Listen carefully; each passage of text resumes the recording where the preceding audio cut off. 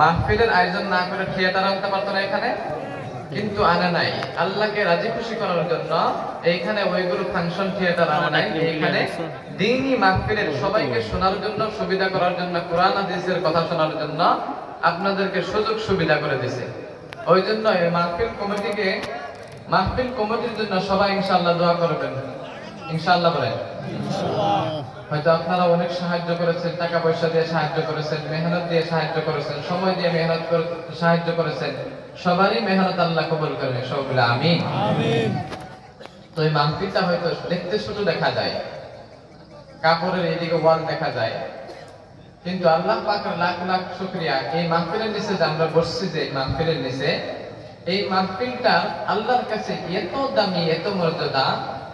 কোন বান্দায় যদি এই রাস্তা দিয়ে যায়, যাওয়ার সময় দেখে যে এখানে ওয়াজ হইতেছে, বয়ান করতেছে, এখানে অনেক মানুষের ভিড় দেখা যায়, ওয়াজ শুনতেছে, যে আমিও একটু গিয়ে একটু বসি বা শুনি, ওয়াজ শুনি।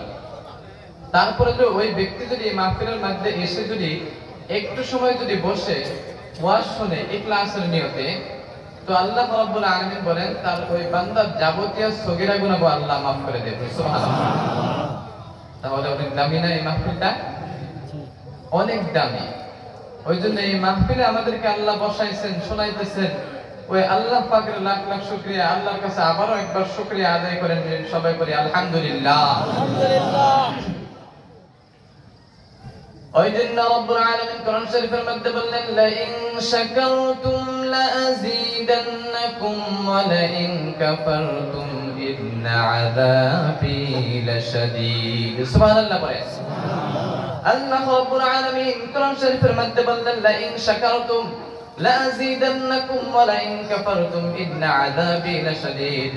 রব্বুল আলামিন বলেন যে বান্দা নাকি আমার নিয়ামত পায়, আমার নিয়ামতের শুকরিয়া আদায় করে, আমি ওই বান্দাকে আমার নিয়ামতকে আমি বাড়িয়ে দেই এবং কিয়ামতের দিন ওই বান্দাকে আমি জান্নাতের মধ্যে প্রবেশ করে দেই।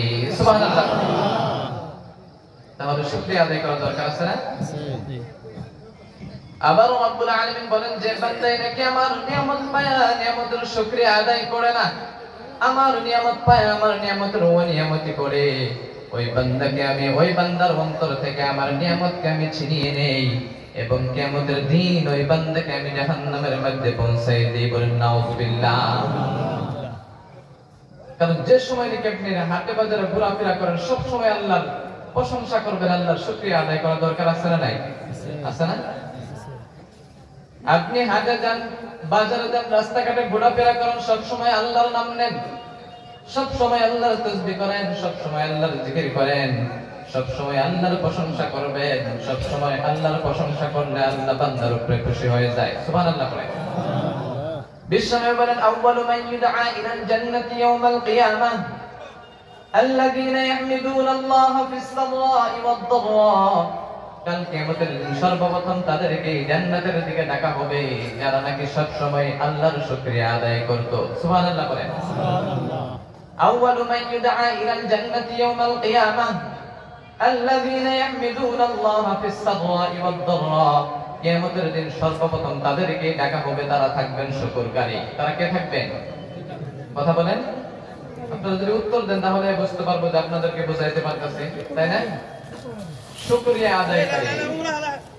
বিশ্বনবী বলেন যে নাকি দুনিয়াতে সব সময় শুকরিয়া